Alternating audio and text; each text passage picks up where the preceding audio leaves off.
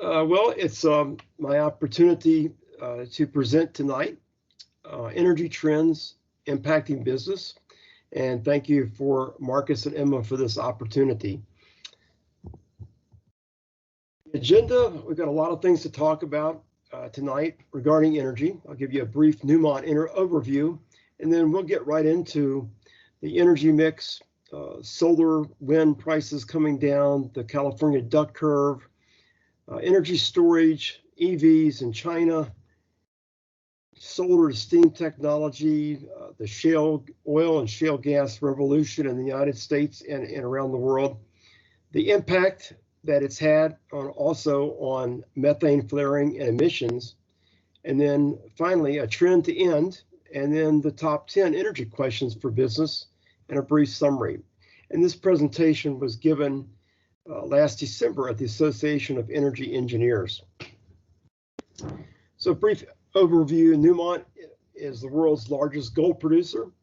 And this last year, it was named the top gold miner in the Dow Jones Sustainability World Index for the 6th year in a row.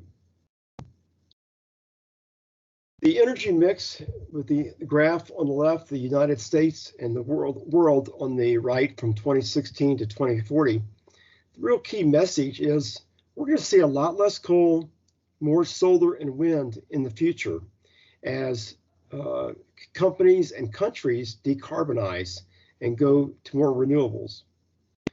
Nuclear is the sole base load that is zero emissions that we have right now. And you can see nuclear as being around 20% in the United States and still having a fairly 10 to 12% share in the world, not only in 2016, a little bit less share in 2040 as the projection shows. But I think it really begs the question, will energy prices increase as we get higher and higher renewable energy penetration into our grids? And how do we integrate reliably more renewables into our grids?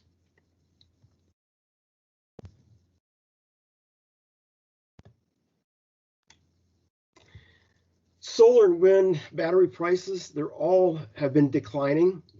As you see on the bottom left graph, solar and wind are both below combined cycle gas turbines and coal for energy prices. One interesting thing that we've noticed that as solar installation gigawatts from 10 gigawatts to 20 gigawatts, when you have a doubling, solar prices on a dollar per megawatt hour basis have fallen about 16%. And similarly for wind have fallen about 14% every doubling. Looking at the middle graph, the lithium ion battery prices have really dropped very precipitously since 2000. In fact, we project that the battery price will be around $109 per kilowatt hour by the year 2025. Looking at the right graph, not only do batteries pack, are they getting cheaper, but they pack a lot more energy into the same space. As you can see, the density going up as you approach 2030. And what's the impact, especially for miners, of this? Is that greater energy output means expanded mobility, more energy in that truck's battery that can go between recharges and be a lot more productive without having to have any downtime for recharging. One key area of concern would be for the different components for batteries in the future, where they're going to come from, the impact on different countries' economies and workforce. The renewable penetration as it approaches 100% or even well before that, what is the impact on price? And as you see, in Germany, over a 2006 to 2018 timeframe, those prices grew at about 3.5% annual inflation rate, or about 51% during that time period. Looking at California here in the United States, those prices have increased at 3.6% per year in average energy price, whereas the rest of the United States, excluding California, was about 0.7%. So the lesson learned here is, at least in the California case, as we've seen higher and higher penetration, the electricity prices in California have risen at a 5 times faster rate than the rest of the United States. Talking about California, and there's a real term to describe what is going on in California called the duck curve. And it looks like a duck swimming in water, a profile. And what you're seeing here on these lines, this was the top graph was in 2013, estimating what 2019 might look like.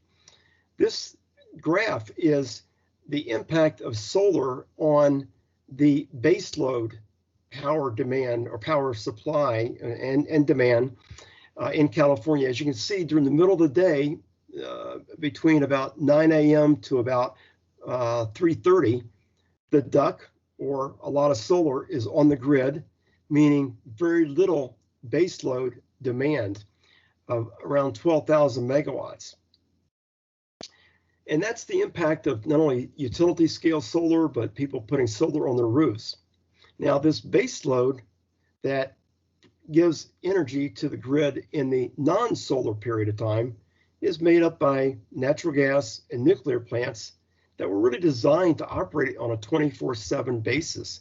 So during those peak hours of high solar penetration, you've actually seen low prices and even negative prices, which is hard for a gas or nuclear plant designed to operate every hour of the day for years to ramp up and ramp down. The estimate was 12,000 megawatt hours of demand, baseload demand in 2013. The actual number, when you look at the bottom graph, is about 7,000. So is a big shift in more solar in broader periods of the day in California. What this has done is that almost 900,000 megawatt hours in 2019 of solar and wind in California were curtailed. They were stopped. They did not produce. When you look at from a federal taxpayer standpoint and the investment tax credit, that's about a $22 million hit to taxpayers, just because that solar and wind was not produced.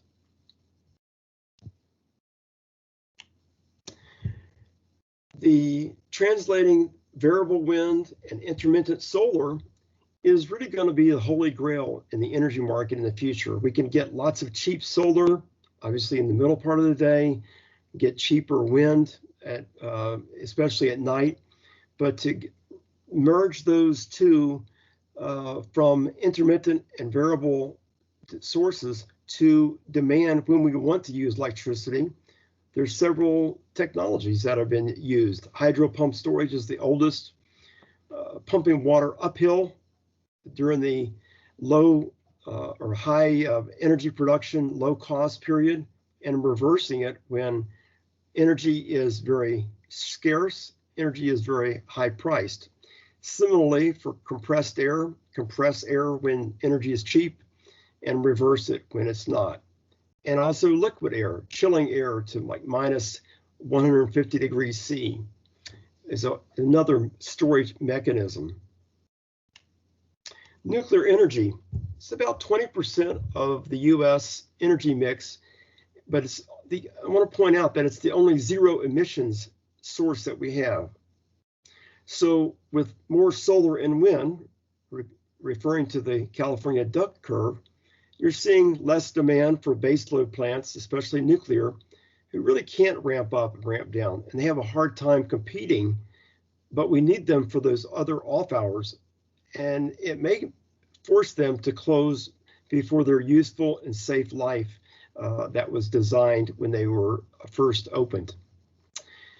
Nuclear's almost 3 quadrillion BTUs, if that energy was replaced with natural gas, would dump over 160 million more metric tons a year into the United States airspace. In fact, replacing nuclear's 800 million megawatt hours a year would require almost 400,000 megawatts of new solar, capital cost of $400 billion, and about 5 cents cost to ratepayers. When you add the federal taxpayer subsidy, shutting down nuclear before their useful life will cost us about 8 cents incremental for each kilowatt hour. There's been a lot of talk about electric vehicles, and I think you'll see in the graphs that China is in the lead, and they will be the leader in the future. And they have several advantages. If you look at the bottom left graph, the red bar is China, and that's 2018. They were well over 1 million plug-in electric cars sold that year. So a tremendous amount of scale economies and market. They also have autocratic decisions. There is no Congress, there is no EPA to decide. And they've also got a lot of the battery raw materials that are needed for that technology to work. One perhaps untold story about China is they import a lot of petroleum fuels for transportation, for cars. They also imported about 54 million tons of liquefied natural gas in 2018. If you look at the far right or the bottom right graph, you'll see that U.S. imports of petroleum, crude, refined products is steadily going down in the blue line, while China is steadily increasing. So what China is doing with electric vehicles is to replace almost 9 million barrels per day of crude oil or refined products with natural gas. Why? Because it'll save them almost $200 billion in cost of energy imported. And because gas is cheaper than burning gasoline and diesel, it's more environmentally acceptable, I should say. They'll save almost 400 million tons of CO2 per year. There's a lot of opportunity to use renewables to produce heat. And in this case, Southern California's oil fields are looking at concentrated solar to produce steam to recover oil. And they'd rather do that than use their own natural gas production. So the impact of this idea is to cut almost 400,000 tons of CO2 a year, or the equivalent of taking about 80,000 cars off the road in the Bakersfield area. The shale revolution in the United States has been a remarkable use of two technologies, horizontal drilling and fracking. Fracking has been around in the United States for over 50 years. And pre-COVID, the US was #1 in the world in both oil and natural gas production.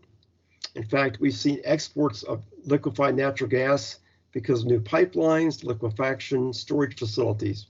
If you look at the bottom left graph, since 2006, when the oil shale market really took off, we've had a 6.6 annual growth rate in oil production, almost 16% growth rate in oil exports, and a over 4% increase per year in gas production. A number of reasons. One of the key ones is that the US and Canada are the only two countries in the world that allow private citizens to profit from the mineral rights that they own under their land. So success keys for the shale revolution in the United States: one, capital formation, able to get hold of money to invest in infrastructure and drilling, the oil and gas infrastructure, the royalties to mineral rights owners, private citizens, and the really rapidly expanding technology in the oil field. What's this done for US investment? Because we've had cheap natural gas, we've also had lower cost petchem feedstocks.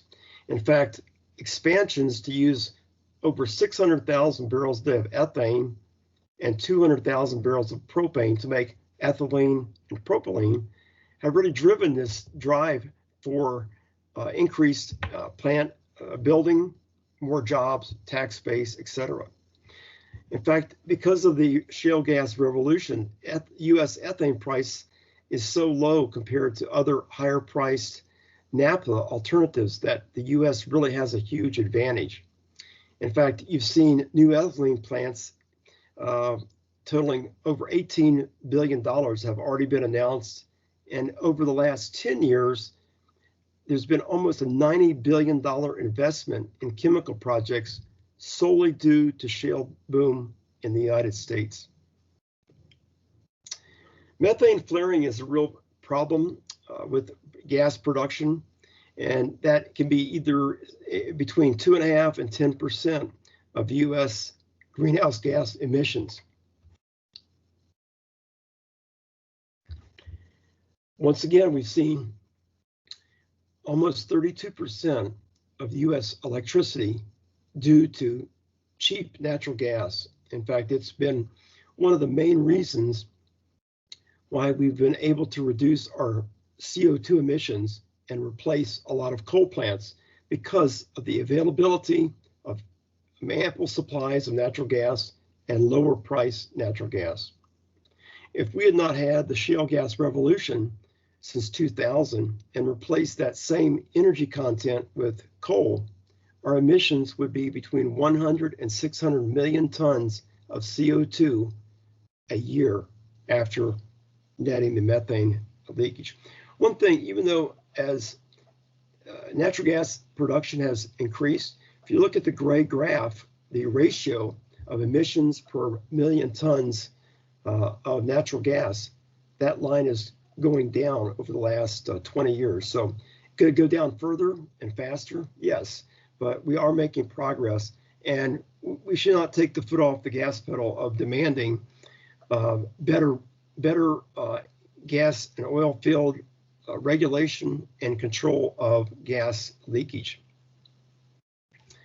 Let's look at the emissions and performance regarding sustainability. China's share of global emissions is about double the United States, which the United States is the next largest polluter. But if you look at the bottom left graph, India and China, as far as their coal production and their use of coal in their country, is about 60% of the world's use of coal. In fact, in 2019, the US reduced its carbon dioxide emissions by almost 3%, whereas China and India were over 60% of global emissions. In fact, the US share of CO2 is declining, and even though China and India are part of the Paris Accord, their CO2 has been increasing. If you look at the bottom right, the green graph is the United States peaking and dropping way down. The only other one on the graph that's going down is Russia, but China in gold is steadily increasing as they build more coal plants, and so is India in red on the bottom right. So I think the Pareto principle question is, aren't the countries that are producing just a little bit less than 80% of the world's CO2 from less than 20% of the countries, aren't they the problem that we should be focusing on, the 80-20 rule, just because their emissions are increasing as we are trying to take emissions out of our energy base.